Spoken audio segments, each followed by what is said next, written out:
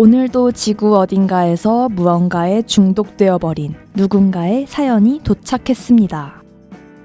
안녕하세요. 요즘 1년 중 가장 아름다운 시기인 것 같아요. 그래서 엄마랑 드라이브를 많이 다니는데 요즘 날씨 그리고 드라이브랑 너무도 잘 어울리는 옛날 노래의 매력에 흠뻑 빠졌습니다. 유튜브 플레이리스트 중에 옛날 노래 모음을 들으면서 엄마랑 숲길 드라이브를 하면 정말 로맨틱해요. 옛날 노래는 가사도 서정적이고 꼭 그림 같아서 중독이 안 될 수가 없는 것 같아요. 이 책 빛도 피비님이 추천하는 요즘과 잘 어울리는 노래 혹은 요즘 중독되어 반복 재생하는 노래나 청취자들에게 추천해 주실 옛날 노래가 있으신가요?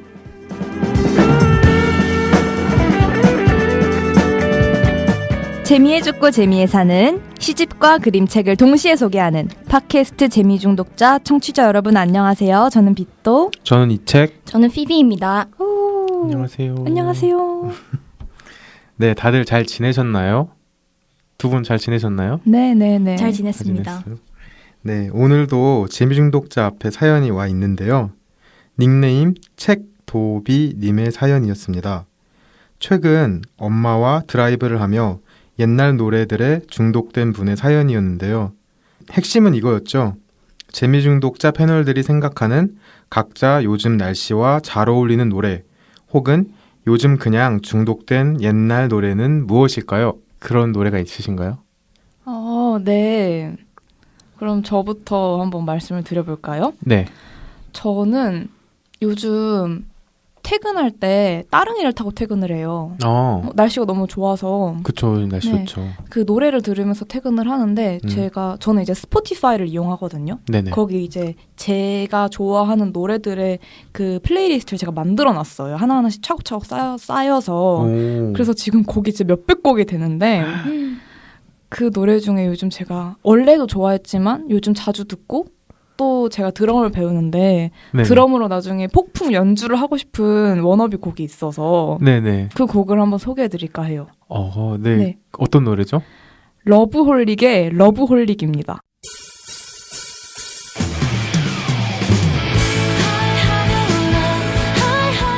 네, 제가 가지고 온 노래는 러브홀릭의 러브홀릭인데요. 이 러브홀릭은 2003년에 결성된 모던 락 밴드입니다. 네. 한창 2000년대 초반 이 대한민국은 모던 락의 전성시대였다고 볼 수 있는데요. 네. 사실 이 노래를 예전에 들어본 적이 있었던 것 같은데 2000년대 초반에 나이가 뭔가 들어가지고 다시 들으니까 되게 좋더라고요. 그러게요. 딱 그 느낌인 것 같아요. 그때는 그 느낌. 2000년대 초반 그 노래들이 기쁜데 슬퍼. 그러니까. 정확해요. 기쁜데 뭔지 모르겠어. 기쁜데 슬프고 네, 기쁜데 슬픈 이 노래고 이 러브홀릭이라는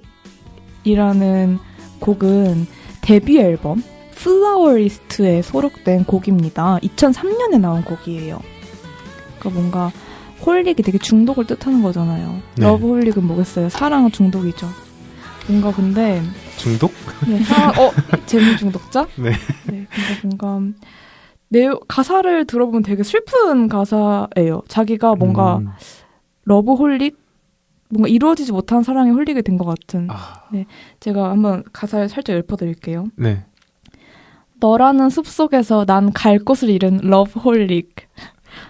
이런 몹쓸병, 숨이 막혀 죽을 것 같아. 지독한 병이지. 어제도 오늘도 너무 아프기만 해. 그냥 멍하니 눈물이 흘러. 드라이브 노래 추천해달라. 근데 이게 되게 아까 들어보신 네. 것처럼 되게 흥겨워요. 근데 슬퍼. 맞아요. 흥겨워요. 전 약간 그런 걸 좋아해요. 기쁜데 슬픈 거. 기쁜데 눈물이 주르르 흘러. 근데 웃고 있어. I'm lovely 이러면서. 이게 옛날 노래가 비트가 되게 빠른데 근데 가사가 슬퍼가지고 맞아요. 다 그런 노래들이 많아요. 그리고 이게 드럼 비트가 진짜 빨라요. 그래가지고 전 이걸 좀 후다닥 연주를 하고 싶답니다. 저 이거 들으니까 생각난 네. 건데 저 이거 듣자마자 그 커피 프린스 1호점 아세요? 어, 거기서 알죠. 약간 고은찬이 이렇게 테이블 닦고 있을 때 뭔가 노래 나올 것 같은 그런 느낌. 나왔을 아. 수도 있어요. 뭔가 되게 잘 어울려요. 어. 옛날 노래 그러네요. 같아요, 딱. 네. 맞아요. 근데 그 옛날 노래여서 좋은 느낌 아시죠? 맞아요. 네, 그, 좋아요. 그 느낌이 추억에 젖는 노래랄까? 그래서 너무 좋네요. 따릉이 요즘 날씨 좋잖아요. 네네. 따릉이 한강 딱 이렇게 질주하면서 이 노래 들으면 진짜 세상이 내 것이 된 것 같고 러브홀릭 된 것 같고 왜 슬프고 뭔지 아시죠? 네, 뭔지 알 것 같아요. 요즘 딱 듣기 좋습니다, 여러분. 너무 좋습니다. 좋습니다. 네, 그럼 피비님은 어떤 노래 갖고 오셨나요? 저는 듀스의 여름 안에서라는 노래를 가져왔습니다. 오, 오. 유명한 노래죠. 네, 다 아시죠? 네, 그쵸. 그쵸.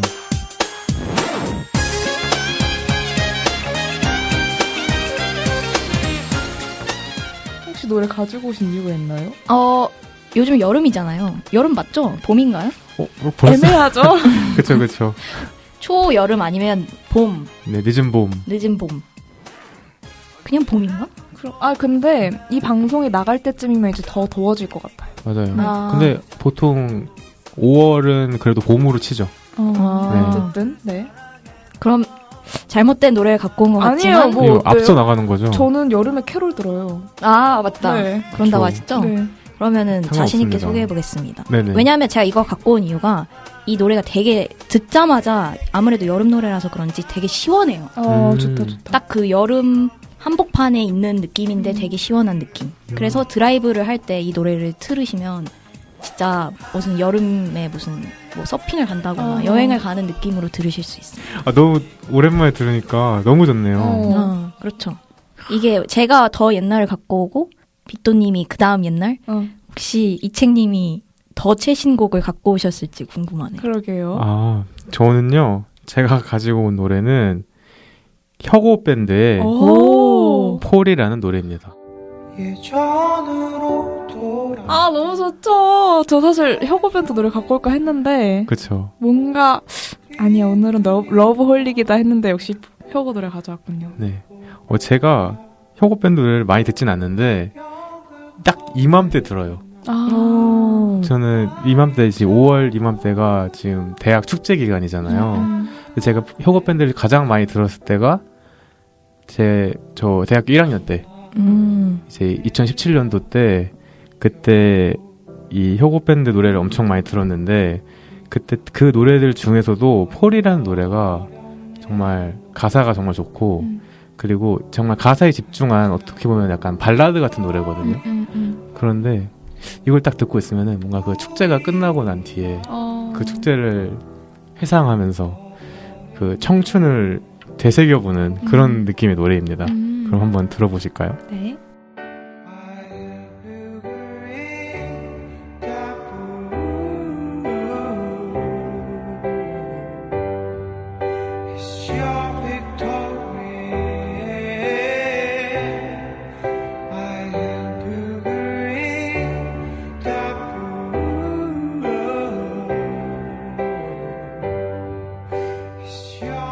네, 여기까지. 왜 그 대학 축제 끝나고 딱 어울리는 노래라고 했는지 알 것 같아요. 그쵸. 이건 제 노래는 약간 밤에 이렇게 드라이브를 하면서 그 혼자 듣는. 차 없을 때 약간 좀 빠르게 달리면서 창문 열고 약간 이렇게 팔 걸치고 약간 맞아요. 그런 느낌. 맞아, 너무 좋네요. 이거 가사를 살짝 이제 읽어드리면은 이렇습니다. 예전으로 돌아가 예전에 산다면 우린 우리 마음만 돌보자. 새벽을 컵에 담아 날이 차오르면 두 잔을 맞대보자. 네, 이런 가사로 시작을 하는데요. 좋다. 약간 오늘 되게 이 노래 추천 주기 잘 맞는 게 네, 뭔가 아침에 딱 이렇게 드라이브 상쾌한 아침에 할 때는 러브홀릭 들으면서 가고 네, 그다음에 이제 점심쯤에 이제 핫할 때는 딱 그쵸. 듀스의 여름 안에서 듣고 마지막에 이제 밤에 혼자 드라이브 할 때는 혁오 밴드의 폴 들으면서 가면 너무 좋을 것 같아요. 맞아요. 요즘에 약간 아침 저녁은 조금 쌀쌀하고 낮에는 되게 덥잖아요. 맞아요. 그런 날씨에 어울리는 선곡들이었던 것 같네요. 너무 좋네요, 진짜. 그럼 여기까지 이야기 해보도록 하죠. 네, 네. 사연 보내주신 책도비님 정말 정말 감사합니다. 그러면 주제 소개로 넘어가 볼까요?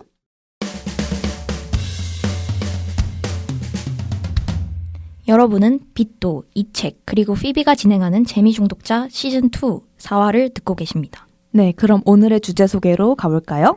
이책님, 오늘의 주제가 뭐죠? 네, 오늘의 주제는 봄밤은 고독하구만입니다.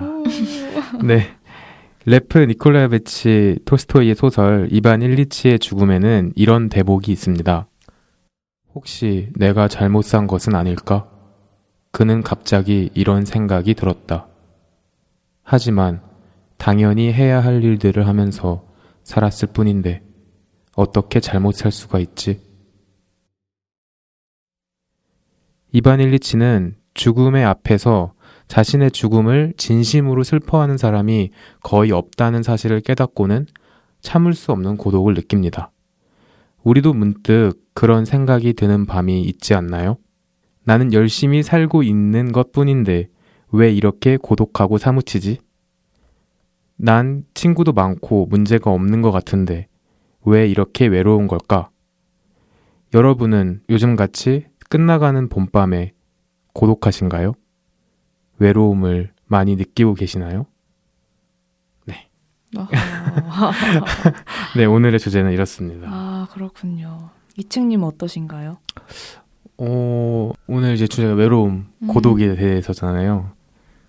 저는 최근에 그 중간고사 기간에 좀 외로웠던 것 같아요. 아, 왜죠? 그 중간고사 기간이면은 아무래도 이제 제 친구들이 좀 여유롭다고 해도 제가 중간고사 기간이니까 연락을 안 하게 되잖아요. 그리고 보통 대학생들은 이제 중간고사 전까지 뭔가 다른 프로젝트나 열심히 놀러 다니고 그러다가 중간고사가 되면은 기간이 되면은 공부를 하잖아요. 딱 그 열심히 프로젝트를 하면서 놀러 다니다가 딱 중간고사 때 소강 상태가 되니까 아무도 제게 연락을 안 하더라고요. 그래서 매일 공부만 하고 수업만 듣는 일상이었는데 그게 좀 힘들더라고요. 뭔가 되게 처음 느껴보는 감정이었어요. 그래서 왜 그러지? 나 굉장히 혼자 잘 지냈는데 싶더라고. 그래서 네, 두 분 어떠신가요? 빗도님, 피비님은? 피비님 어떠신가요? 어떨 때 외로움을 느끼시나요? 저 퍽 외로웠죠, 요즘에. 퍽 외로우셨군요. 네. 저는 그럴 때 외로움을 느끼는 것 같아요. 약간 어떨 때? 저는 그 카카오톡으로 약간 뭐해? 이런 질문을 주로 먼저 하는 편인데 이거를 질문을 하다가도 내가 너무 많이 했나? 이렇게 느껴질 때가 있어요. 근데 뭔가 상대방이 나한테 뭐해? 라는 질문이 안 들어올 때 되게 외롭더라고요. 그러니까 내가 더 이상 할 수는 없는데 하면 좀 약간 좀 그런데 나에게 오지는 않아서 뭔가 카톡을 할 수가 없을 때 이럴 때 좀 외로워요. 연락하고 싶은 사람이 있는데 삼톡이 안 올 때.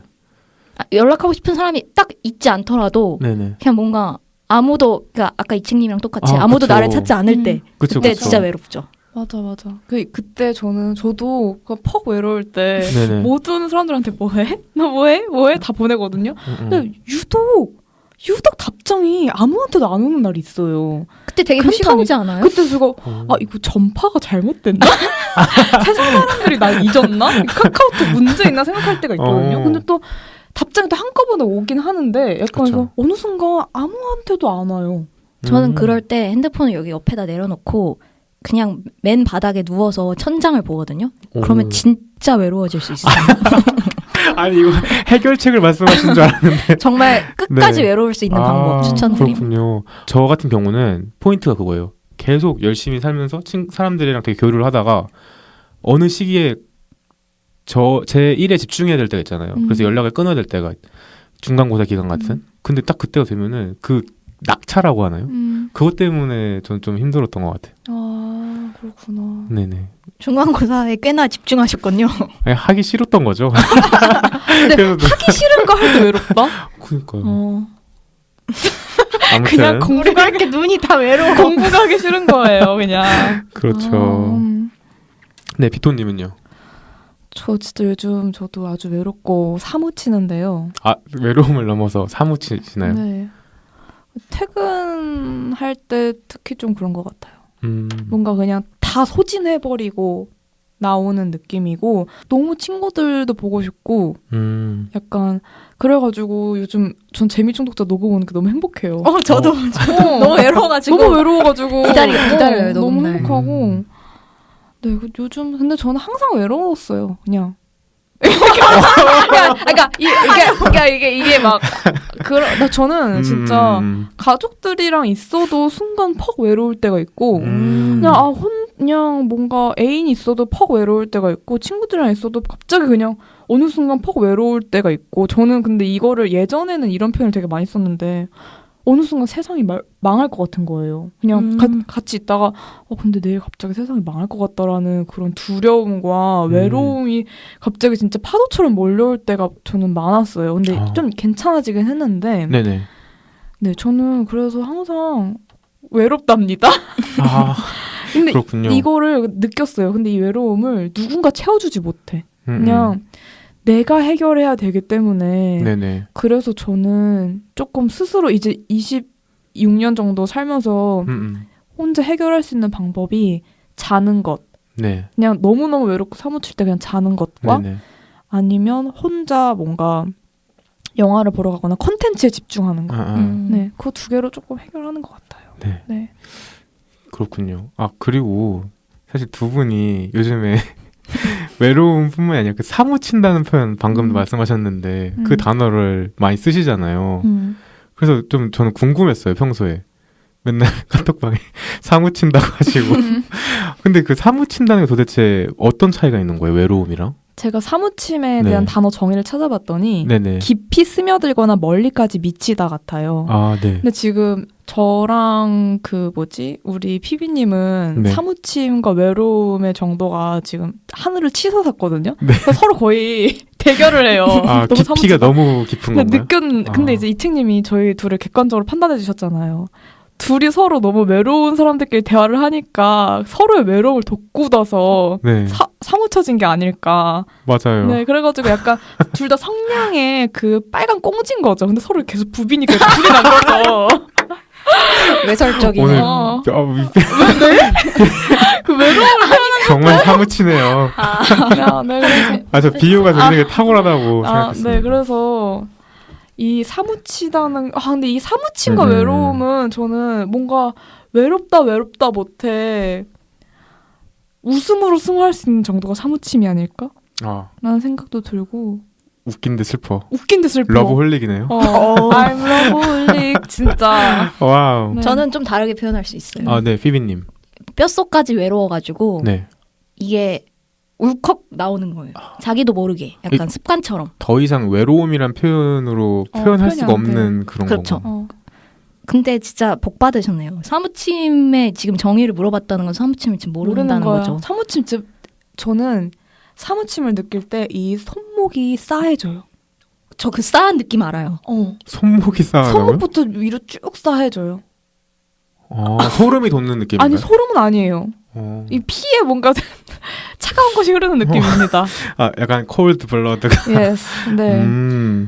그리고 제가 최근에 그 서울 체크인 이효리 씨가 나오는 걸 본 적이 있는데 거기서도 이제 이효리 씨가 이런 명언을 남기시더라고요. 나의 역할이 없어졌을 때 가장 허함을 느낀다. 자기의 역할이 없어졌을 때. 그래서 예를 들어서 빈둥지 증후군이라고 하죠. 그래서 어머니들께서 물론 안 그러신 분들도 있지만 갑자기 아들이나 딸이 뭔가 독립을 하거나 그랬을 때 느끼는 허함. 뭔가 자기 역할이 엄마로서의 역할은 이제 예전보다 좀 덜해지는 거니까. 뭔가 자기의 역할이 없어졌을 때 허함. 그래서 졸업하고 나서도 굉장히 허하잖아요. 그쵸. 그게 뭔가 내가 있었던 학생이라는 그런 본분의 역할이 사라졌을 때 좀 허하고 외롭고 사무치는 것 같고 예를 들어서 이별을 했을 때도 애인으로서의 그것도 사라지고 아니면 뭔가 누군가가 이제 세상을 떠났을 때도 그 사람과의 관계에서의 내 역할이 없어지니까 외롭고 사무쳐지는 게 아닐까라는 생각이 드네요. 그래서 한번 외롭고 사무칠 때 내가 지금 예전에는 그 역할을 했지만 지금 뭔가를 놓치고 있는 역할이 있나? 를 생각해보는 것도 되게 좋을 것 같아요. 방금 듣고 생각난 건데 아까 잠을 자거나 그런 걸로 해결을 한다고 하셨는데 결국 나가야 되는 것 같아요. 밖에 나가서 사람을 만나서 새로운 관계를 맺고 새로운 역할을 받고 그러면 좀 해결이 될 것 같긴 한데 저희는 지금 잘 안 되고 있긴 하죠. 근데 피비님 그러면 진짜 다른 사람 만나면 사무침이 조금은 해소가 되나요? 새로운 사람을 만나면 조금 해소가 되는 것 같은데 뭔가 새로운 사람을 만나면 그냥 새로운 자극이 생기니까 그런데 저희 같은 익숙한 사람을 만나면 아, 사무침이 좀 기다린다니까. 증가가 된다. 볼 때마다 사무쳐 진짜. 아니요, 그렇죠. 녹음 기다린다니까요. 저 기다려요. 그쵸. 저도 좋습니다. 저도 기다려요. 아니야, 저 사람 사무치가 이거 몰라. 싫어하죠. 제가 기다린다는데 왜 그래요? 근데 약간 이게 왜 이렇게 유독 사무침 느끼지? 아, 그래가지고 근데 그래서 궁금한 게 그 두 분은 언제부터 사무침을 느끼신 거예요? 저 그냥 올해부터 좀 사무친 것 같아요. 전 약간 한 달 정도 된 것 같아요. 한 달. 네. 왜였을까요? 모르겠어. 이거는 그러니까 뭐라고 해야 되지? 그 원인을 찾기가 힘들어요. 그냥 어느 날 갑자기. 네. 사무쳐. 그냥 그래서 피비님이 이거 호르몬의 변화인가? 제가 아니, 봄이어서. 호르몬 치료 좀 받아야 된다고 제가 항상 얘기하거든요. 호르몬 치료. 네, 전 그렇군요. 여자니까 뭐 테스토스테론 이런 거 맞아야 안 돼, 된다고. 그만하세요. 네, 알겠습니다. 네, 원래는 또 그 사무침으로 인한 신체 변화를 물어보려고 했는데 아까 전에 말씀하신 그런 손목부터 호르몬 변화? 아프다. 아. 그리고 호르몬. 등줄기에서 뭔가 올라온다. 그리고 한숨 쉴 때 진짜 땅이 꺼지라 쉴 수 있을 것 같아요. 전 그래서 약간 기관지 쪽이 좀 허해요. 그러니까 기관지 쪽이 약간 싸한 느낌이 가끔 있어요. 기관지. 되게 구체적이네요. 네. 허할 때 약간 허하고 사무칠 근데 이거 겪어봐야 돼요. 이거 약간 사무침 모임을 만들어야 될 것 같은데. 그러니까요. 주변에 사무처 하시는 분들 좀 몇몇 계시거든요. 분명 청취자분들 중에서도 사무치시는 분들이 있을 혹시 거예요. 사무침의 감정에 대해서 아시거나 그러시는 분들은 댓글로 적극적으로 네네. 남겨주시길 바랍니다. 네, 맞습니다. 꼭 사무침 모임이 성사됐으면 좋겠네요. 혹은 이 사무침을 해결할 수 있는 방법을 아시는 분은 그렇죠. 저희의 인생 선배분들은 선배님. 선배님 제발 댓글 달아주세요. 네, 선배님들은 사무침 선배님들은 댓글을 네. 달아주시면 감사하겠습니다. 네, 감사하겠습니다. 네, 좋습니다. 그러면 봄밤은 고독하구만 이라는 주제로 메인 코너인 책냄새 킁킁으로 넘어가 볼까요? 책냄새 킁킁. 빗돈님, 그럼 오늘 가져오신 책은 뭔가요? 네, 제가 오늘 가져온 그림책은 볼프 에르브르후 작가의 내가 함께 있을게입니다. 네, 제목이 되게 따뜻하네요. 네. 하지만 내용을 읽어보시면 약간의 그쵸. 반전 매력이 있다는 걸 아실 겁니다. 네, 그럼 볼프 에르브르후 작가님에 대해서 작가 소개 먼저 해드릴게요. 네, 볼프 에르브르후 작가님은 1948년 독일에서 태어나 그래픽 디자인을 공부하시고 오랫동안 광고 일러스트레이터로 활동하시면서 에스콰이어, 뉴욕, 슈테른과 같이 되게 세계적인 매거진들에서 일러스트레이터로 활동을 하셨습니다. 그러다가 1980년대부터 어린이책 작가로 활동을 하시기 시작하면서 1993년에는 아빠가 되고 싶어요라는 그림책으로 독일 아동문학상 그림책 부분을 수상하셨고요. 2003년에는 생각을 만드는 책으로 독일 청소년 특별문학상과 구텐베르크상을 수상하셨습니다. 그리고 이후에 2004년에는 커다란 질문이라는 그림책으로 볼로냐 국제아동도서전 라가치상을 수상하셨고 2006년에는 그림책 부분에 노벨상이라고 여겨지는 국제 안데르센상 수상 작가로 선정이 되셨습니다. 최근에 그 파도야 놀자라는 그 작품을 쓰신 이제 이수지 작가님께서 안데르센상을 수상하셨죠. 네, 맞아요. 네, 그래서 여러분도 잘 아실 텐데 또 여러분들이 잘 아실 만한 게 혹시 그림책 누가 내 머리에 똥 쌌어? 라는 책 아시나요? 네. 근데 진짜 완전 유명한 책이죠. 네네. 거기 이제 두더지가 주인공이고 누가 이제 두더지의 머리에 똥을 싸서 이 똥의 주인이 누군지 찾는 엄청 베스트셀러인데요. 설마 이 그림책의 일러스트레이터십니다. 네. 글은 베르너 홀츠 바르트라는 독일 분이 하셨는데 이 그림 작가님이 바로 에르브르흐 작가님이시더라고요. 저도 처음 알았어요. 소름이네요. 그렇죠. 그리고 지금 이제 대학 교수로 재직해서 학생들을 가르치신다고 하는데 근데 지금 나이가 거의 90 가까우셔서 은퇴하시지 않았을까? 라는 그러게요. 생각이 들어요. 네. 그리고 제가 오늘 소개해드릴 내가 함께 있을게는 2007년에 나온 작가님의 그림책입니다. 작가님이 이 그림책은 그림도 그리시고 글도 쓰셨어요. 근데 이 그림책은 한마디로 이제 제목과는 좀 다르게 죽음에 대해서 다루는 책인데요. 이 책의 주인공은 오리고 이 오리가 죽음을 어떻게 맞이하는지에 대한 내용이 되게 담담하고도 독특하게 묘사가 되어 있어요. 이 이제 에를브르 작가님께서 워낙 철학적인 주제를 되게 뛰어난 상상력으로 구현하시는데 엄청나게 정평이 나 있으셔서 아마 이 그림책에 대한 소개를 들으시는 청취자 여러분들도 아마 고개를 끄덕이게 되실 겁니다. 네. 네. 여기까지 작가 소개. 네. 그러면 자연스럽게 한번 줄거리 소개도 해드릴까요? 네. 네.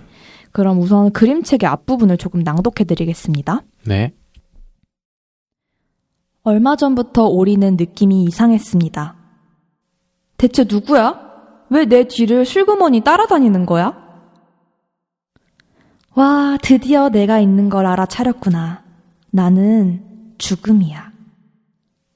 죽음이 말했습니다. 오리는 깜짝 놀랐습니다. 당연히 놀랄 수밖에요. 그럼 지금 나를 데리러 온 거야? 그동안 쭉 나는 네 곁에 있었어. 만일을 대비해서. 만일을 대비해서? 오리가 물었습니다. 네, 앞에 낭독해드린 것처럼 그림책 내가 함께 있을게는 어느 날 죽음이라는 존재가 오리의 눈에 보이기 시작하는 순간부터 이야기가 전개됩니다. 죽음은 오리의 눈에는 보이지 않았을 뿐 항상 오리의 곁에 있었다고 말하죠. 근데 이 죽음은 생각보다 굉장히 친절합니다. 오리와 꽤나 친한 친구가 되어줘요. 또 생각 외로 죽음은 춥고 축축한 곳을 좋아하지 않아요. 그래서 오리는 죽음을 따뜻하게 안아주기도 합니다. 그렇게 죽음과 함께 지내던 오리는 아침에 일어날 때마다 이런 생각을 합니다. 나 아직 죽지 않았구나. 그리고 그런 오리에게 죽음은 이렇게 말해줍니다. 야, 나도 너가 죽지 않아서 너무 기뻐. 그렇게 오리와 죽음은 같이 나무에 오르거나 죽음 이후의 세상에 대해 이야기를 하는 등 평범한 일상을 보냅니다. 그러던 어느 날 오리는 문득 추위를 느낍니다. 그리고 죽음에게 이렇게 부탁합니다. 추워. 나를 좀 따뜻하게 해줄래? 그러자 죽음은 오리가 자신을 안아줬던 것처럼 오리를 따뜻하게 안아줍니다. 그리고 오리는 더 이상 숨을 쉬지 않습니다. 죽음은 오리를 조심스레 연못 위에 띄워주고 오랫동안 떠내려가기를 기다려줍니다. 그리고 이 책의 마지막은 이렇게 말하며 끝이 납니다. 죽음은 오랫동안 떠내려가는 오리를 바라보았습니다. 마침내 오리가 보이지 않게 되자 죽음은 조금 슬펐습니다. 하지만 그것이 삶이었습니다. 네. 그림책 줄거리 소개는 여기까지고요. 우선 오늘의 주제가 봄밤은 고독하구먼이잖아요. 근데 네, 저는 뭔가 이 고독과 외로움의 끝이 죽음이 아닐까라는 생각을 했어요. 거기까지 가셨군요. 네. 그러니까 왜냐하면 죽음이라는 게 네. 물론 그 행위 자체가 되게 약간 조금 오싹한 느낌도 있지만 인간이 유일하게 혼자서 해결해야 하는 의식이라고 생각을 해요. 네. 뭔가 태어나는 건 엄마라는 존재와 함께 뭔가 하는 것이고 인간은 사회적 동물이기 때문에 결국은 아무리 혼자 있다 하더라도 결국 무언가를 늘 같이 해야 하는 존재인데 죽음이라는 것은 처음이자 끝으로 자기 혼자 뭔가 마무리를 해야 하는 행위잖아요. 맞아요. 그래서 뭔가 죽음이야말로 진짜 외롭고 고독한 상태에서 처음이자 마지막으로 인간이 하는 되게 성스러운 행위가 아닐까라는 생각이 들어가지고 가지고 와봤고 또 이렇게 딥하고 철학적인 이런 그림책도 한번 재미중독자에서 다뤄보면 좋겠다는 생각을 했어요. 또 제가 워낙 죽음을 주제로 한 콘텐츠들을 되게 좋아해요. 네. 몇 번 있었던 것 같아요. 재미중독자에도 죽음과 관련된 그런 컨텐츠들을 갖고 오신 것 네, 같아요. 백만번산 고양이도 산호요코 작가님. 그렇죠. 네, 죽음에 대한 거를 워낙 좋아해서 이 책도 너무 좋았고 청취자 여러분들도 한번 읽어보시면 좋겠다는 생각이 들어서 가지고 오게 되었습니다. 네. 네, 좋습니다. 여러분들 이 책 어떠셨나요? 피비님 먼저 말씀해 주시겠어요? 저는 되게 몰입해서 봤는데 처음에 그 죽음이 등장했을 때는 되게 섬뜩하고 뒤에 그 검은 장미를 이렇게 들고 있잖아요. 전 근데 그게 뭔가 괘씸했거든요. 근데 이게 괘씸할 정도인가요? 아니 그러니까 나를 죽음으로 인도하려 온 사람이 저렇게 뭔가 너무 뭐라 해야 되지? 너무 무겁지 않게 얘기를 하는 게 오히려 괘씸했는데 이게 페이지가 지나면 지날수록 그 죽음이 너무 안타까운 거예요. 그러니까 한 사람이 떠날 때 결국 거기 남아 있어야 했잖아요. 그래서 와 저렇게 죽음 옆에 곁에 있어준다는 게 정말 엄청난 일이구나. 엄청 그 사람이 얼마나 외롭고 고독할지 남겨져 있는 사람이 외롭고 고독함을 얼마나 느낄지에 대해서 생각을 해보는 책이었어요. 저도 되게 아이러니하다 생각한 게 죽음이 해골로 이제 표시가 되잖아요. 해골인데 네. 또 되게 따뜻한 코트 같은 걸 입고 있는. 근데 뭔가 죽음이 마지막에 오리가 죽고 강물로 떠내려가는 거를 보면서 너무 조금 슬펐지만 그래도 이게 삶이었다고 말하잖아요. 그러니까 뭔가 되게 아이러니한 게 죽음인데 매번 삶의 마무리를 보는 약간 이게 삶이다라는 걸 느끼는 순간을 맨날 그 죽음이라는 존재가 느낀다는 거 되게 저는 묘했어요. 네. 이층님은 어떠셨나요? 네, 저도 일단 이 죽음의 착장, 이 죽음이 OOTD. 죽음이라고 하나요? 그죠, OOTD. 죽음의 OOTD. 죽음이가 약간 그 체크인데 약간 그 두 겹이에요. 뭐라고 하죠? 그래서 그 두 겹으로 그 체크 원피스를 입고 그리고 손에는 검은 장갑을 꼈어요. 그리고 검은색 약간 고무신 같은 거 신고 그리고 검은 이제 검붉은 장미를 들고 있는데 마지막에 이제 약간 이거 얘기해도 되죠? 그 오리가 죽을 때 이걸 오리를 두 손으로 들어야 되니까 그걸 입에 물잖아요. 근데 되게 멋있는 거예요. 그래서 죽음이의 그런 태도나 이런 게 되게 멋있다. 이런 생각을 했었고요. 저는 처음에는 뭔가 해골이 딱 나오고 죽음 이렇게 이름을 말하니까 되게 윙 했어요. 그러니까 되게 관념이잖아요, 죽음은. 근데 걔가 인물로 나오니까 처음에는 약간 몰입이 잘 안 됐는데 점점 이제 둘이서 오리랑 죽음 이 두 명이서 같이 이야기를 하는 거 보니까 어느 순간부터 그냥 인물처럼 좀 보이더라고요.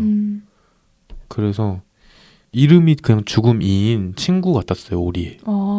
그래서 오리랑 친해지는 과정부터 해서 오리가 먼저 죽었을 때 그 오리를 이렇게 장례를 치러주는 것까지 그런 친구의 모습으로 봤답니다.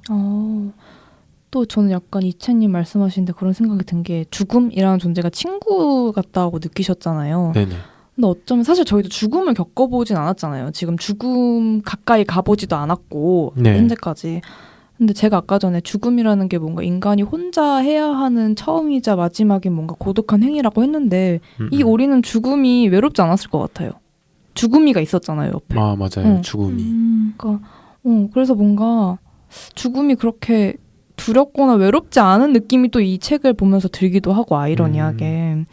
또 이 책이 되게 그림이 미니멀하잖아요. 맞아요. 그러니까 뭔가 콜라주한 느낌? 종이를 오려가지고 캐릭터들을 붙인 느낌이어서 되게 세련되고 너무 좋아요, 진짜. 네. 그리고 또 좋았던 점은 얘네들이 거의 표정이 없잖아요. 맞아. 그 오리도 사실 표정이 알기 어렵고 죽음이도 항상 웃고 있거든요. 그래서 이 아이들의 표정이나 그런 거보다도 행동을 보게 돼요. 근데 그 행동을 잘 보고 있으면 되게 섬세하고 뭔가 그 예를 들어서 죽음이가 쓰러져 있을 때 오리가 안아주는 모습이라든지 오리가 쓰러져 있을 때 죽음이가 옆에서 봐주는 모습 같은 걸 보고 있으면은 그냥 그 행동으로 뭔가 오는 그 따뜻함과 감동이 있거든요. 저는 그런 게 인상이 깊었어요. 오히려 표정이 없으니까 이 인물들의 행동에 집중하게 된다. 이런 것도 참 좋았던 것 같네요. 저는 그리고 약간 조금 충격까진 아니지만 되게 신선했던 네네. 게 죽음은 되게 축축하고 차가울 거라는 그냥 괜히 그런 느낌 있잖아요. 근데 네. 죽음은 축축하고 차가운 연못을 별로 안 좋아한다고 죽음도 따뜻한 걸 좋아한다 이렇게 표현을 한 게 저는 되게 인상 깊었어요. 그렇네요. 맞아요. 한 번도 생각해 본 적 없었는데. 네. 그러니까 사람들이 죽음에 대해서 생각을 할 때 물론 되게 고독하고 외롭고 상상하기 싫은 거지만 네네. 너무 꼭 축축하고 차갑게 생각할 필요는 없다는 걸 또 말해주는 것 같은 책 맞아요. 같습니다. 네. 되게 우리가 죽었지만 행복해 보였어요. 그 여기서 그러니까 오리가 그렇게 얘기하잖아요. 네. 그 연못이 쓸쓸해 보여 이렇게 얘기하는데 그 죽음이 오리한테 너가 없어지면 그 연못도 없어 이렇게 얘기를 해주잖아요. 네네. 근데 지금 방금 생각이 든 건데 죽음이가 우리 옆에 죽을 때 있어줬잖아요. 맞아요. 그래서 약간 그냥 혼자 그 삶을 마무리한다면 되게 외로웠을 것 같은데 결국 그 오리를 봐주는 누군가가 또 있는 거잖아요. 그렇죠. 그래서 그 죽음이 삶이 돼서 그냥 그 삶으로 딱 마무리되는 느낌이 들어서 되게 지금 엄청 감명 깊네요. 제가 죽을 때 꼭 죽음이가 내 옆에서 봐주겠지라는 생각을 하고 죽어야겠어요. 너무 좋다. 네, 너무 좋은 것 같아요. 그러면 제가 이제 질문을 드리겠습니다. 네. 여러분들은 그럼 각자 죽음에 대해서 느끼는 감정이나 생각이 어떠신지 좀 궁금해요. 죽음에 대해서 저는요. 네. 죽음 하면은 아직은 좀 먼 것 같아요. 아직은 좀 멀고 사실 죽음을 평소에 생각하진 않잖아요. 근데 이 그림책을 딱 보면서 죽음이가 해골로 이렇게 딱 나오니까 그 이번에 아까 말했던 것처럼 좀 생각했던 것 같아요. 뭔가 죽음이가 그냥 오는 순간 내가 죽는 게 아니라 죽음이랑 항상 살고 있다가 어느 날 죽는 거구나. 그 생각을 오늘 하게 됐네요. 네, 그 전까지는 그냥 죽음이 어느 날 그냥 갑자기 오는 거. 그래서 그냥 불시에 사고. 불청객 같은 느낌. 네, 그럼 죽으면 어쩔 수 없지. 약간 이런 느낌이었는데 이거 보니까 내 주변에도 내 주변에도 죽음이가 있을 텐데 그 죽음에 대해서 생각을 해줘야겠다라는 생각이 드네요. 피비님은요? 저는 죽음에 대한 생각이 무였어요. 그러니까 정말 아무런 감정과 생각이 없는 상태였거든요. 네. 왜냐하면 저는 가끔 종종 인간이 너무 열심히 산다고 생각을 해요. 예를 들면 그냥 똑같은 동물인데 막 집을 막 지어가지고 거기 안에서 막 몇백 명씩 살고 막 아침마다 막 이렇게 막 단장을 하고 이런 게 좀 귀엽잖아요. 그 열심히 사는 게. 그렇죠. 가끔은 또 애잔하기도 하거든요. 저는 너무 열심히 사는 그 우리라는 종이. 근데 그래서 오히려 죽음에 대한 생각이 아무렇지도 않았던 것 같아요. 그러니까 그냥 뭔가 그 열심히 살던 거를 이제 안 하게 되는 그런 그냥 딱 그냥 그 지점이라고만 생각했는데 그래서 저는 죽을 때 저 혼자 그냥 뭐 이런저런 생각하다가 그냥 잠들듯이 죽고 싶었거든요. 그냥 되게 그 기점을 그 시간을 기점으로 그냥 자연스럽게 맞이하는 그런 느낌으로 생각을 했는데 저도 이 책을 보고 조금 생각이 바뀌었던 게 그러니까 원래 아무도 옆에 없는 상태에서 죽고 싶었던 건데 이 책을 읽고 나니까 누군가 내 옆에 있어주는 게 진짜로 의미 있는 죽음이 될 수도 있겠구나라는 생각이 들었어요. 맞아요. 저도 정확하게 그렇게 느꼈어요. 그냥 허무한 그러니까 나라는 어떤 인간이 사실 아무 의미 없다고 생각하는데 여기 와서 살고 있는 게 저는 근데 그냥 그렇게 없어져 버리면 좀 허무할 것 같기도 한데 누군가 그걸 지켜봐 줌으로써 내 삶이 좀 마무리되는 그런 느낌이 들 것 같아서 누가 곁에 있는 상태로 맞는 죽음이 더 낫겠군 이런 생각을 지금 하고 있습니다. 그렇구나. 저는 죽음에 대해서 생각을 진짜 많이 해요. 맞아요. 네, 그런 콘텐츠를 좋아하기도 하고 저는 그러시죠. 제가 죽어서 어떻게 될까, 어디로 갈까 생각도 많이 하거든요. 물론 종교는 저는 없지만 그런 상상을 되게 많이 하는데 저는 죽음하면 일단은 먼저 말씀드리고 싶은 게 누군가나 나 그냥 짧고 굵게 살래 이러잖아요. 근데 저는 가늘고 길게라도 살고 싶거든요. 저는 사는 게 좋아요. 네. 왜냐하면 죽음은 저는 되게 외롭다라는 감정이 너무 커요. 너무 그쵸. 죽으면 너무너무 외로울 것 같아요. 그게 뭔가 내가 더 이상 사랑하는 사람들을 볼 수 없다는 것, 그리고 더 이상 뭔가 하늘을 보지 못한다는 것, 그냥 이 사소한 순간 하나하나를 이제 다시는 못하고 뭔가 그 혼자 죽음을 향해 걸어가는, 뭔가 죽어가지고 사후세계가 있다면, 그 뭔가 문을 열어야 한다면 그쪽까지 걸어가는 길에 너무너무 외로울 것 같다라는 생각이 들어가지고 저는 죽기 되게 싫었거든요. 네. 그래서 진짜 죽음하면 외로움, 정말 죽기 싫다, 너무 고독할 것 같다라는 생각이었는데 뭔가 이제 죽을 때 뭔가 함께 있으면 누군가가 함께 있으면 좋겠다라는 생각과 약간 비슷한 맥락이긴 한데 저는 이 이야기를 듣고 죽음에 대한 생각이 좀 바뀌었어요. 이런 얘기 있잖아요. 죽으면 자기가 생전에 키우던 반려동물이 나와서 자신을 반겨줄 거다. 그러니까 뭔가 너무 이제 나중에 죽어서도 볼 수 있으니 너무 슬퍼하지 말아라 이런 이야기가 있는데 저는 그게 굉장히 힘이 됐어요. 왜냐하면 쿠키라는 강아지, 저희 강아지가 있는데 네. 진짜 생물학적으로 쿠키가 저보다는 더 덜 살 거 아니에요. 그렇죠. 그러면 이제 뭔가 제가 죽었을 때 쿠키가 저의 죽음을 향한 골목길에 나와서 저를 마중 나올 거란 생각을 하면 하나도 외롭지가 않은 거예요. 너무 쿠키 하나만 있어도 뭔가 그 어두운 길이 빛이 날 것 같고 하나도 안 외로울 것 같아가지고 그 이야기를 들은 이후로 저는 죽음이 되게 외롭거나 두렵게 느껴지지 않더라고요, 예전만큼. 그래서 뭔가 죽기 전이나 죽고 난 후나 어떻게 됐든 그러니까 소중했던 추억의 거리, 추억의 사람 혹은 추억의 동물과 함께 있으면 외롭지 않을 것 같다라는 생각이 듭니다. 쿠키가 함께 있을게네요. 쿠키가 함께 있을게. 저 쿠키 얘기하면 눈물샘 터져요. 근데 저는 지금 좀 웃겼던 게 그 쿠키 얘기가 웃겼다는 네. 건 아니고요. 네네. 뭐가 웃기셨죠? 그 죽음에 대한 생각이 지금 너무 다르잖아요. 그 제가 되게 재밌는 일화가 있었는데 친구들이랑 같이 베스킨라빈스를 먹다가 갑자기 제가 너네는 죽으면 어떻게 된다고 생각해? 이렇게 물어봤어요. 근데 총 저 포함해서 3명 있었는데 저는 불교고 한 명은 기독교고 한 명은 무교거든요. 근데 한 명이 뭐 기독교 친구가 난 천국 간다고 생각해 이렇게 얘기했어요. 그래서 저는 그래? 난 다시 태어날 것 같은데? 이렇게 얘기를 했어요. 그랬더니 무교인 친구가 그런 건 없어. 죽으면 끝이야. 이러는 거예요. 그래서 죽음에 대한 생각이 정말 이렇게도 다르군. 이렇게 생각을 그쵸. 했어요. 너무 재밌어, 죽음. 죽으면 해골이 되겠죠? 그쵸.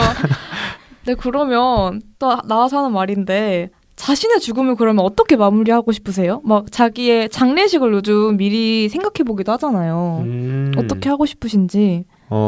저는 사실 저 죽고 나서는 상관없어요. 아, 뭐 그래요? 장례식을 어떻게 하냐는 사실 저는 장례식이라는 게 저를 위한 것보다도 남은 가족들을 위한 게 좀 있다고 생각하거든요. 그렇구나. 맞아, 그들이 저를 어떻게 그러니까 죽은 사람을 어떻게 떠나 보낼지 그리고 앞으로 어떻게 살지를 생각하는 시간이라고 생각해요.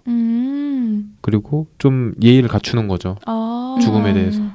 그래서 장례식에 대해서는 크게 생각을 안 해요. 어차피 제가 못 보니까. 그런데 죽기 직전의 그 상황 같은 경우를 좀 생각하게 되는 것 같아요, 요즘에. 제가 아까 주제 소개에서도 말했듯이 최근에 이제 톨스토이의 이반 일리치 죽음을 읽었는데 그 소설이 아까도 말씀드렸듯이 되게 유능한 관리가 그리고 가족도 있어요. 되게 가족도 있고 아들 딸도 있어요. 그래서 되게 유능하고 재력도 있는 관리가 어느 날 불치에 갑자기 병을 걸려가지고 건강하던 사람이 갑자기 쇠락해서 죽어요. 근데 그 기간 동안 그 짧은 몇 주 동안을 그린 소설인데 거기서도 그 이반 일리치가 평소에는 막 사람들 깔보고 지내다가 자기 몸이 약해지니까 더 이상 자기가 그 우월한 지성이나 이런 건 사용을 못하는 거예요. 그리고 자기가 평소에 좀 싸가지 없이 지냈으니까 사람들이 자신한테 그 진심으로 자신의 죽음을 안 슬퍼하는 거예요. 아무도. 그래서 이 사람이 그걸 보면서 이 사람이 아파서 힘든 것보다 자기 죽음을 슬퍼해주지 않는 사람이 자기의 죽음을 슬퍼해주는 사람이 없다는 거가 가장 힘들어 보였어요. 그걸 가장 힘들어 하더라고요. 이 사람이 항상 자기 부인이나 이런 사람들이 괜찮냐고 물어봐도 딱 알아요. 이 사람이 거짓으로 말하고 있다는 걸. 슬퍼. 네, 그게 되게 적나라한 소설이거든요. 근데 그걸 읽으면서 느꼈던 게, 그리고 또 이번에 내가 함께 있을게를 보면서 느꼈던 게, 죽기 직전에 나를 진심으로 슬퍼해주는, 나의 죽음을 진심으로 슬퍼해주는 사람이 딱 한 명만 있으면 좋겠다. 그리고 나에게 이 죽음의 시간을 같이, 그 중요한 시간을 같이 보내줄 사람이 한 명만 있으면 좋겠다라는 생각이 들어요. 그 한 명만 있으면 충분할 것 같아요, 진짜. 뭔가 말을 계속 할 수 있는 한 명만 있으면.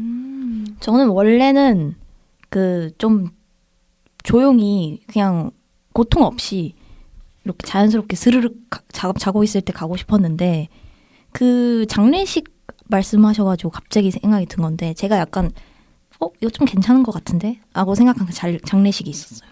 그 시트콤 모던 패밀리에서 어떤 그 남자 주인공의 아버지가 자기가 죽으면 그렇게 해달라고 하는데 그 관에 갇히잖아요.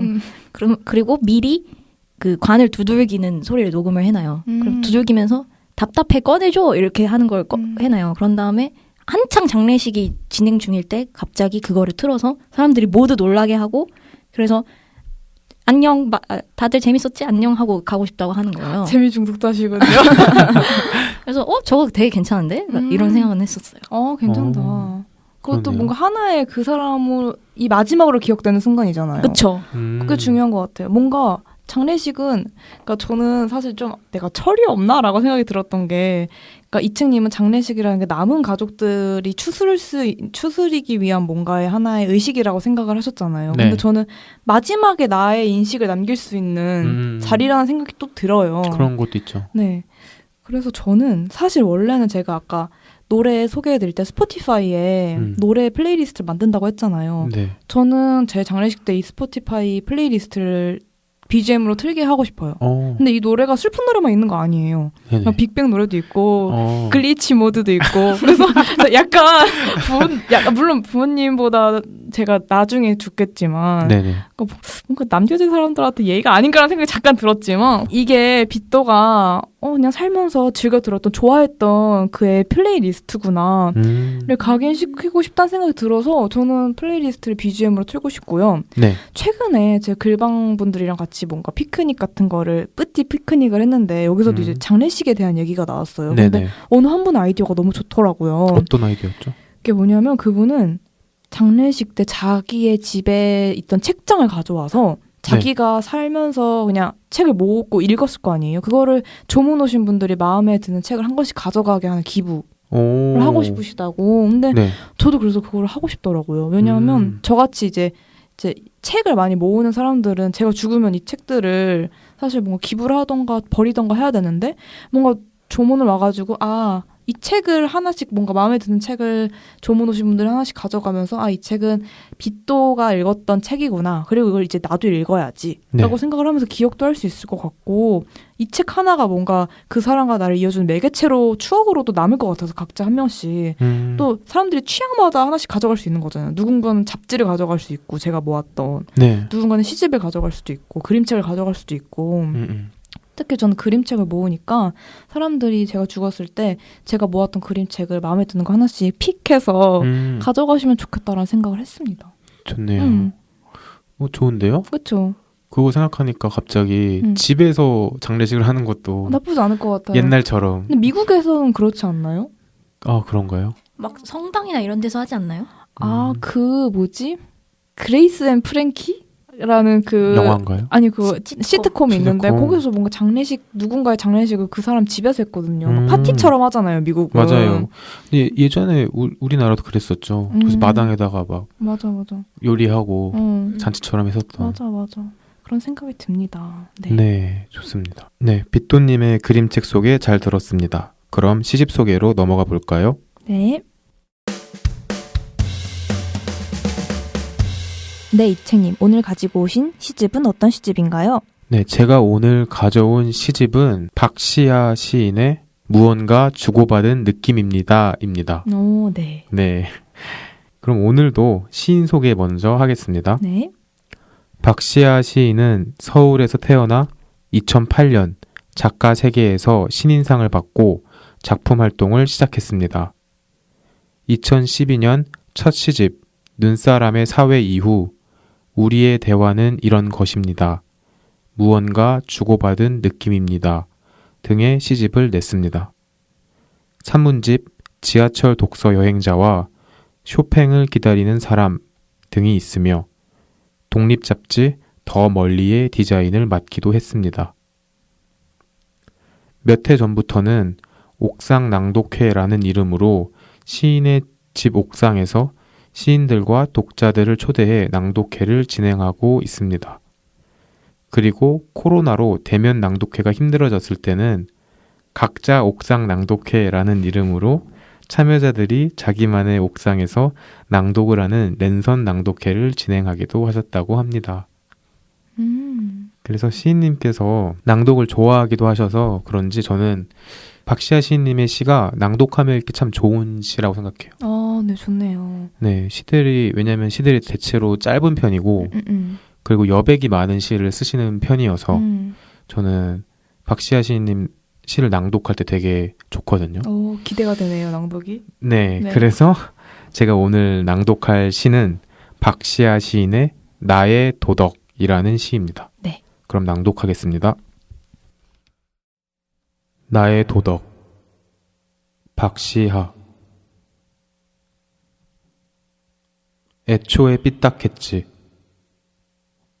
버려진 담배꽁초처럼. 더러운 흰색. 아름다울 가망이 없다. 도덕은 그러므로 둔덕이나 도닥이나 도랑. 도어 덕이랄까? 한 마리의 오리가 그려진 문이다. 사랑은 숨겨진 채로 별들이 떠다니는 호수로 가나요? 거기서 헤엄치겠어요. 빠져 죽을까요? 세계의 각도를 비틀 수는 있지만 마음은 비틀어지지 않는다. 말해지지 않은 사랑은 짐작하지 않는 나의 도덕. 분명하게도 그러나 나는 말했지. 바다에게, 하늘에게, 달에게, 구름에게 1000번도 넘게 말을 했다. 짐작하지 않아도 되는 사랑을 주세요. 오리처럼 꽥꽥 걸었지만 문은 닫혔다. 문고리가 없는 나의 도어덕. 가장 달콤한 칼이여. 내가 살아있을 때까지만 살아있기를. 네, 두 분 어떻게 들으셨나요? 이거 괜히 제가 있는 걸 수도 있는데 내가 함께 있을게도 오리가 나왔는데 네. 나의 도덕에서도 덕 아, 오리가 그렇네요. 나오네요. 그렇네요. 네. 심지어 한 마리의 오리가 그려진 문이다라는 문구랑 이 책 표지랑 너무 어머머머. 똑같아요. 너무 이어지는데요? 너무 이어지는데요? 그리고 심지어 제가 오늘 갖고 온 시집 이름이 무언가 주고받은 느낌입니다거든요. 와우. 내가 함께 있을게. 무언가 주고받은 느낌입니다. 대박. 뭔가 이어지는 느낌이지 와, 않나요? 너무 좋네. 근데 저는 아무 생각 없이 그냥 제일 잘 어울리는 시를 골랐을 뿐인데 그 오리라는 거에서 또 통하네요. 네, 와. 네, 신기하네요. 네, 그러면은 오리가 신기하셨고 비토님은 네. 피비님은 어떠셨나요? 저는 그게 되게 재밌었어요. 어떤 거요? 도덕을 도덕 해가지고 아, 그쵸. 그 오리가 그려진 문이라고 하잖아요. 네네. 그리고 나중에 가가지고는 그 문고리가 없는 나의 도덕. 그러니까 들어갈 수가 없는 거죠. 그쵸, 그쵸. 그래서 뭔가 그 도덕을 갖고 이렇게 여러 가지로 표현을 하는 게 역시 시인인가라는 생각을 했답니다. 그쵸. 뭔가 이 시에도 하나의 재미 포인트죠. 네. 도덕을 뭔가 이렇게 말을 굴려가지고 도어덕 해가지고 한 마리의 오리가 그려진 문이다. 이렇게 되게 그 도덕이란 단어가 원래 되게 무겁잖아요. 그거를 되게 가볍고 일상적인 단어의 느낌으로 만드는 그런 게 참 재밌는 것 같아요. 네. 이 책을 가지고 오신 이유가 뭔가요? 우선은 제가 갖고 온 이유는 그 가끔 뭔가 어떤 시를 읽을 때 몇 문장에 딱 꽂히기도 하잖아요. 네, 한 문장에 꽂히기도 하는데 제게는 첫 문장이 좀 그랬던 것 같아요. 애초에 삐딱했지. 버려진 담배꽁초처럼 더러운 흰색. 이 말이 뭔가 그 앞뒤 맥락 없이 툭 하고 첫 문장이 있으니까 되게 오래 참은 사람이 참고 참다가 내뱉은 말 같았어요. 뭔가 너희가 나를 어떻게 평가하든 상관없어. 나는 원래 삐딱했다 하면서 그냥 이렇게 되게 조용히 있다가 갑자기 애초에 삐딱했지 하면서 뭔가 결심한 사람의 느낌? 그래서 그런 맥락에서 이 딱 첫 문장에 꽂혔어요. 그래서 시의 뒷부분도 그런 솔직한 시인의 마음이 투영된 것 같아요. 그리고 찾아보니까 시인님도 되게 이 시는 솔직하게 썼다고 하셨더라고요. 그리고 또한 말하지 않은 것은 짐작하지 않는 것이 나의 도덕이라고 말하잖아요.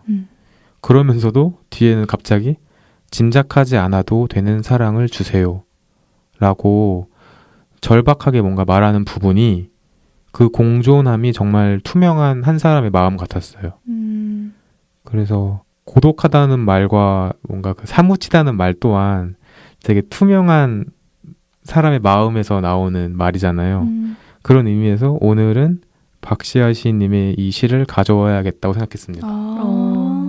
되게 투명한 시지 않나요? 네. 근데 이 시를 그런 관점에서 읽을 때 또 생각이 든 게 여기서 되게 감정이 되게 투명한 거잖아요. 솔직하고. 네. 근데 아까 전에 왜 유독 이 피비와 빅도는 이렇게 외롭고 사무치는 것일까? 그래서 저희가 맨날 우리만 이래? 맨날 이러잖아요. 네. 생각해보니까 그냥 우리 둘은 정말 못 볼 거 보고 다 보여주고 너무 투명한 상태여가지고 그게 진짜 투명 물고기처럼 내장이 다 비치는 것 같아요. 다른 사람들은 그쵸, 다 그쵸. 고독한데 그들은 그냥 감추고 있을 뿐. 그쵸. 우리는 그냥 다 그냥 벗고 서로의 못 볼 거 볼 거 다 보니까 서로의 그 고독하고 투명한 마음이 너무너무 잘 보이는 건데 사실 모두가 다 이런 마음 품고 있지 않을까라는 생각도 드네요. 그쵸.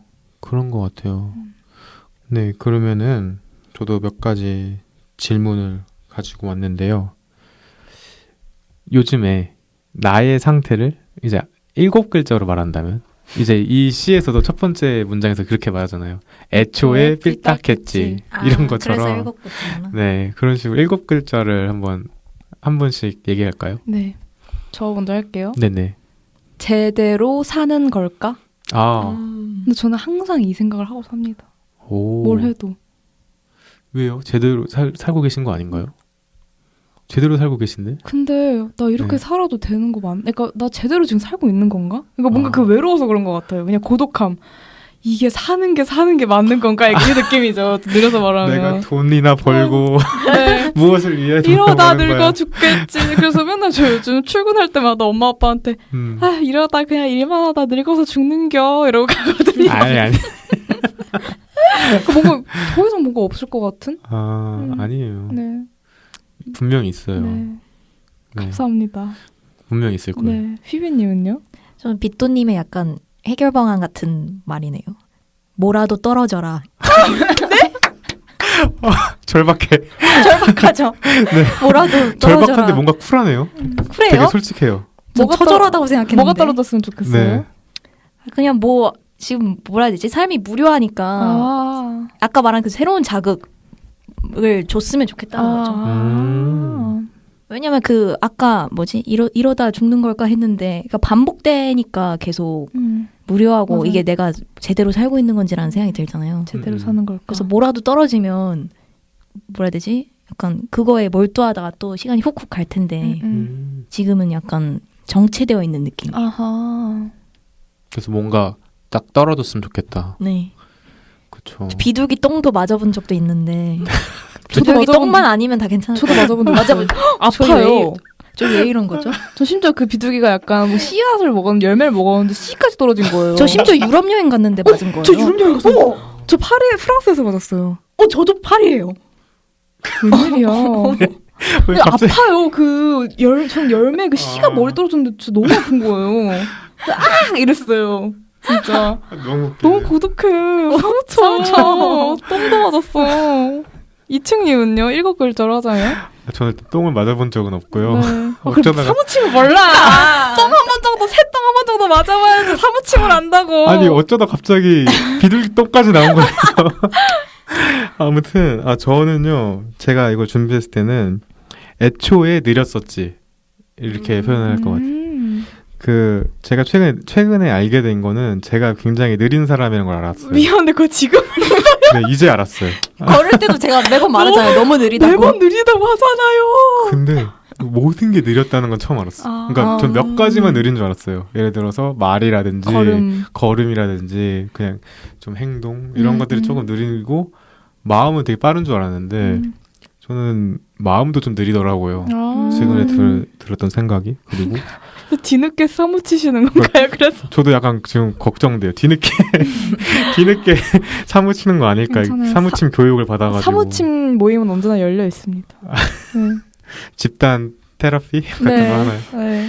아무튼 그래서 그 느린 것이 갑자기 최근에 좀 알게 됐어요. 그래서 좀 저를 돌아보면서 나 되게 뭔가 감정도 느리고 생각도 느리고 그런 사람이구나. 그렇게 살아야겠다. 난 좀 좋아요. 네. 저 느린 사람 좋아해요. 그렇게 살아야겠다라고 적극적으로 생각하게 됐어요. 네, 그건 또 적극적으로 빨리빨리 생각하시나요? 그걸 생각하는데 느렸죠. 그렇죠. 그거를 지금 아셨군요. 지금 아셨죠. 깜짝 놀랐어요. 지금 알았죠. 해서. 네. 그게 딱 보여주는 겁니다. 네. 네, 그렇습니다. 저는 이 무엇인가 주고받는 기분이다라는 시집이 가을에 어울린다고 생각해요. 사실 맞아. 이 시집을 읽어보면은 그것도 이 시집의 표지를 보시면은 이거는 가을에 읽어야 되는 시집이긴 해요. 그런데 그래서 왜냐면은 이 시집에는 여름이 끝나는 이미지 혹은 가을이나 겨울 같은 쌀쌀한 기운이 들어가 있는 시가 많아요. 그리고 사라짐, 죽음, 고독, 사랑 같은 관념이 전면에 드러나 있고요. 그 고독과 사라짐을 차분하게 응시하는 시집이에요. 뭔가 그렇게 호들갑을 하면서 막 이렇게 하는 시가 아니라 되게 응시하는 시거든요. 그래서 아까 읽은 나의 도덕도 되게 이례적인 시라고 저는 읽었어요. 다른 시들은 대부분의 시들은 그냥 되게 그 자연물을 보면서 그 고독감을 느끼고 세상이 어떻게 돌아가는지를 보는 그런 시인데 이 시는 되게 절박하더라고요. 그리고 무엇보다 박시아 시인님의 시를 읽으면 착 가라앉는 그런 기분이 듭니다. 그래서 되려 봄밤에도 어울린다고 생각이 들었어요. 봄밤에 고독할 때 여러분도 박시아 시인님의 시집을 하나 펼쳐서 차분히 읽으시면 여러분도 여러분의 고독을 즐길 수 있지 않을까요? 낭독하시면 좋을 것 같아요. 네. 그리고 오늘 진짜 이 시 나의 도덕과 같이 꼭 갖고 오고 싶었던 시가 있는데 그 시는 이제 우리의 대화는 이런 것입니다라는 박시아 시인님의 두 번째 시집에 있는 구체적으로 살고 싶어라는 시가 있어요. 네. 그 시가 접시, 젓가락 이런 것들을 나열하면서 그런 것들이 될 거야. 사물이 된다면 사물이 되고 싶다고 막 이야기를 하고 마지막에 이 문장이 저는 되게 인상적이었는데요. 언젠가 삶은 사라지게 될 거야. 아무것도 슬프지 않을 거야. 라는 문장이 있는데 이런 좋은 시를 가지고 있는 시집들이니까 네, 많이 찾아봐 주세요. 너무 좋네요. 네, 오늘 되게 하나로 귀결되는 느낌. 네. 뭔가 사라진다는 게 슬프지만 또 그렇게 생각보다 막상 닥치면 슬픈 게 아니다. 네, 맞아요. 네, 그런 것 같네요. 네, 좋습니다. 네, 지금까지 이책님의 시집 소개 감사합니다. 그럼 여기까지 책냄새 킁킁이었습니다.